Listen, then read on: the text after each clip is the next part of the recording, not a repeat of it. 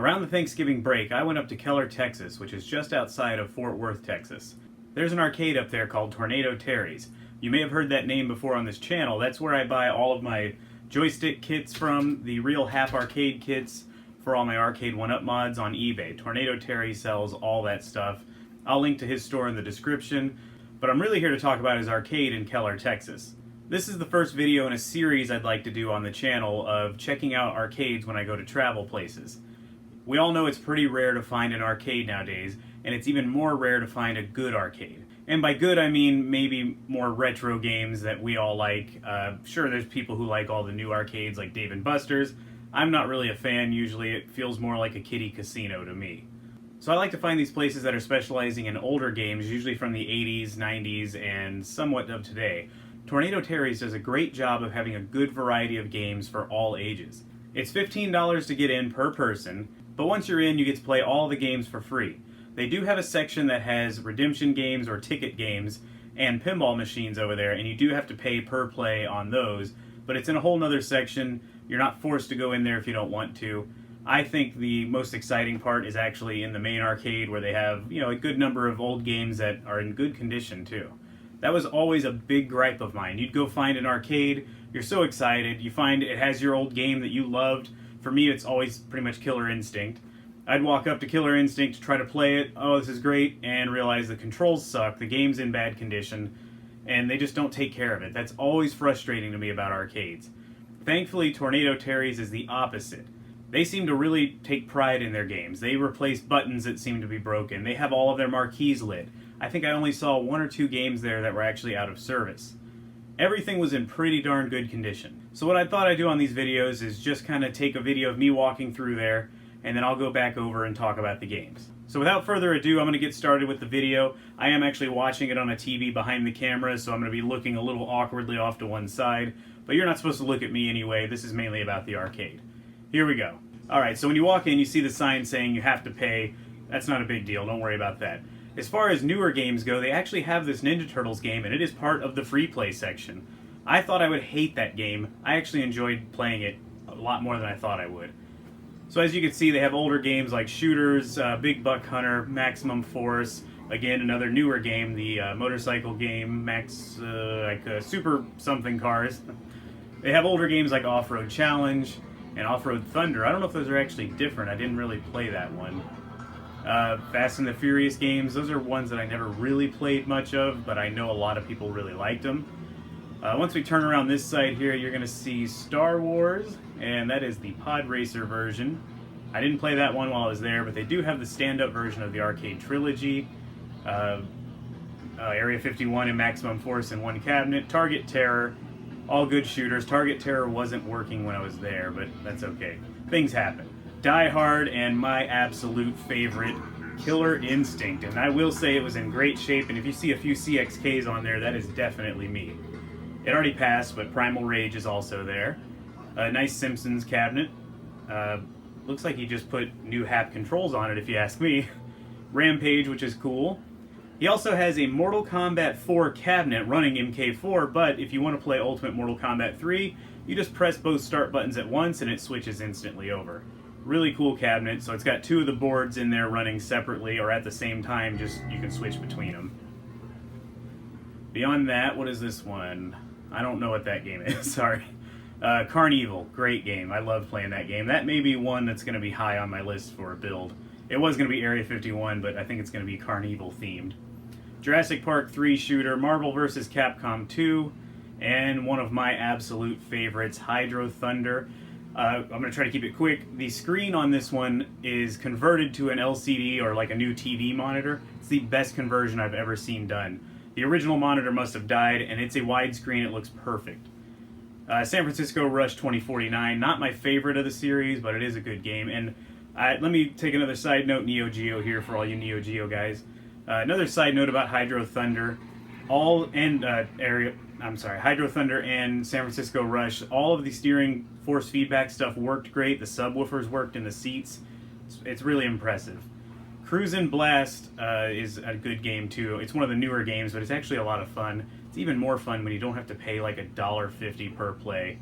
I was really happy to see that that's part of the free play section. They had a Multicade over there and a Tekken 5. Pretty cool cabinet. Battletoads, that's a game you almost never see in arcades nowadays. That's really cool he has that.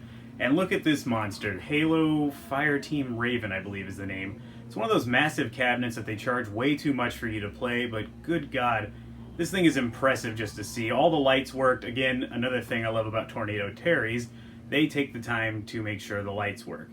Okay, moving on to the next section, you have Guitar Hero. That's just such a classic arcade game. Again, all the lights work. That's one thing I really liked about this place. I'm not sure what that is, actually. Space Invaders. This is where we get into some of the older games that maybe, if you're my age, your parents are probably going to love if they go there. Neo Geo cabinets again with, what is that, Bubble Bobble, or, I don't know. Bust-A-Move. I love Bust-A-Move. I can't believe I got the name wrong.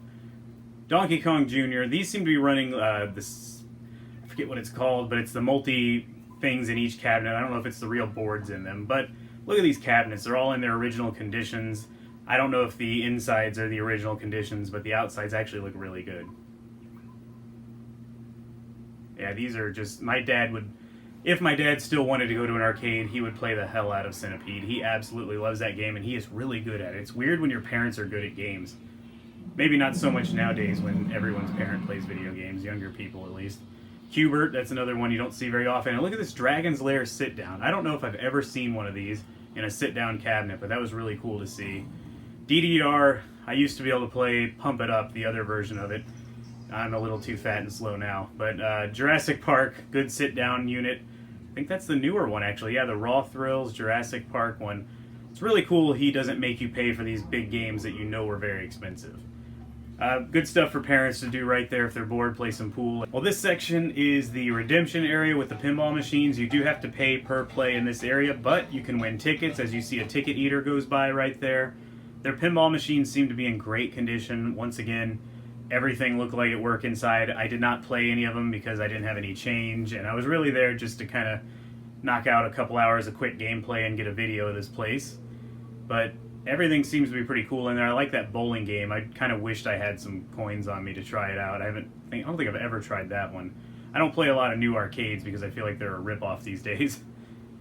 Oh, Big Hall. When I worked in arcades, that was a staple, and of course Cyclone. I've got a lot to say about Cyclone, but we'll see if that ever comes out. I've got some inside knowledge on that game. Stop the Clock, we also had that game. Same thing as Cyclone. They're really designed more of a game of chance as long as you have a little bit of skill. Still, though, they're fun games. They could pay out a decent amount if you actually win. You got a claw game right here, and the classic ice ball games. I used to work in an arcade again, and I had a bunch of those in there, and good God, I used to hear that theme song and the guy say ice ball about 50 million times a day. So that's it. That was Tornado Terry's, and I'm going to leave the video at the end just on a close-up of the Hydro Thunder screen. I know you guys are probably like, big deal, he switched it out to an LCD monitor, but usually when I see that happen, there's almost always noise on the screen or like wiggly lines or something doesn't quite look right, the aspect ratio is weird.